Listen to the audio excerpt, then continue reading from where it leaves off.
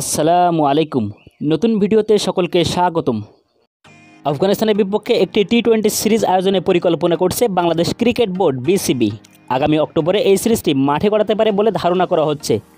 ইতিমধ্যে বিষয়টি নিয়ে আলোচনায় বসেছে দুই দেশের ক্রিকেট বোর্ড।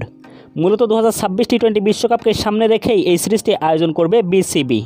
ক্রিকেট ভিত্তিক ওয়েবসাইট ক্রিকবাজের একটি প্রতিবেদনে বিষয়টি জানা গিয়েছে। বিসিবির এক কর্মকর্তা ক্রিকবাজকে এ বিষয়ে বিস্তারিত জানায়।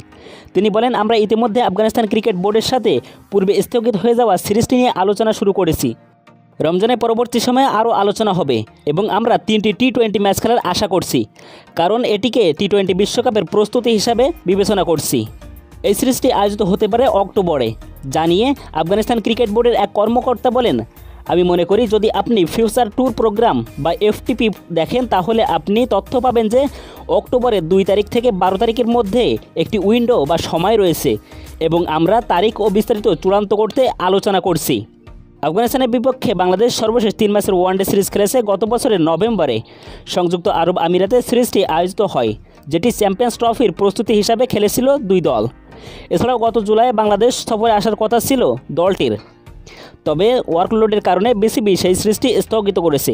এবার অবশ্য আত্মবিশ্বাসী দুই দেশের ক্রিকেট বোর্ড। বিস্তারিত তথ্য জানা যাবে অফিসিয়ালি ঘোষণা আসার পরেই।